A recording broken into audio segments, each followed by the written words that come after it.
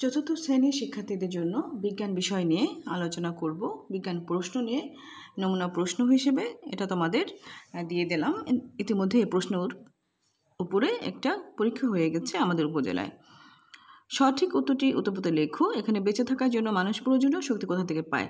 তো 1 নম্বর প্রশ্নের উত্তর দিয়ে আমরা কি করব, যে 1 নম্বরের 1 দিব, 1-এর উত্তর হবে ক খাদ্য। আমরা লিখব ক খাদ্য, যে এখানে খাদ্য, মাটি, পানি, বায়ু, আমাদের উত্তর হবে কি খাদ্য।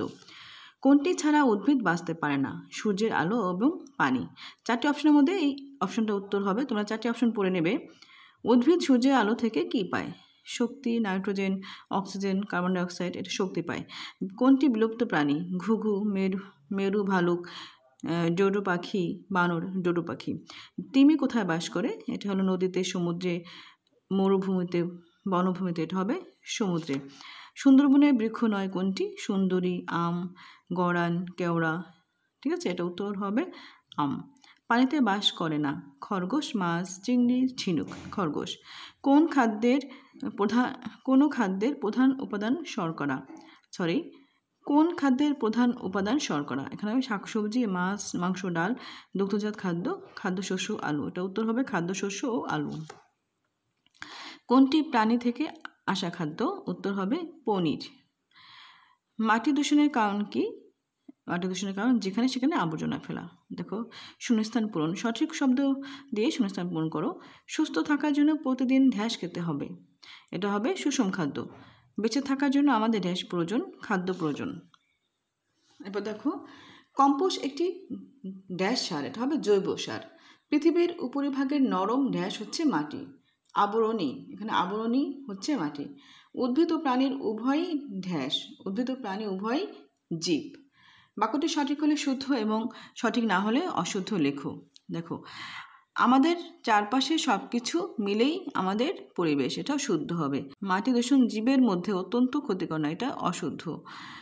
প্রাণী তার খাদ্য পরিপাকের জন্য পানি পান করে, এটা শুদ্ধ।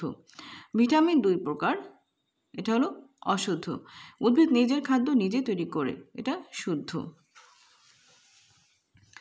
এরপর আছে দেখো 4 নম্বরে হলো বাম পাশের বাক্যাংশের সাথে ডান পাশের বাক্যাংশ মিল করে লেখো।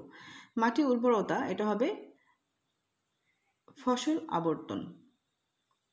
ফল হবে আম। কচুরি পানা হবে পুকুর। খাদ্যশস্য হবে চাল। ঠিক আছে, এরপর আছে কি 5 নম্বর, নিচের প্রশ্নগুলোর উত্তর সংক্ষেপে লেখো, যে কোনো 10টি। এখানে প্রশ্নগুলো আমি পড়ে শোনাচ্ছি। আবাসস্থল কাকে বলে? উদ্ভিদের খাদ্য তৈরিতে কী কী প্রয়োজন? মরুভূমি কী? জলজ উদ্ভিদ কী? উদ্ভিদ এবং প্রাণীর মধ্যে 3টি পার্থক্য লেখো। মানুষ কিভাবে মাটি দূষিত করে? মাটি উর্বরতা বজায় রাখার উপায় কী কী? প্রাণী থেকে পাওয়া 4টি খাদ্যের নাম লেখো। নিরাপদ খাদ্য বলতে কী বোঝায়? উদ্ভিদ আমিষ কাকে বলে? মাটি সংরক্ষণ বলতে কী বোঝায়? মাটি কী? এরপর আছে যে কোনো নিচের 6 নম্বরে নিচে যে কোনো 4টি প্রশ্ন উত্তর দাও। 4টি প্রশ্ন এখানে আছে কয়টি? 6টি প্রশ্ন। 6টি থেকে 4টি প্রশ্নের উত্তর লিখবে। ধন্যবাদ।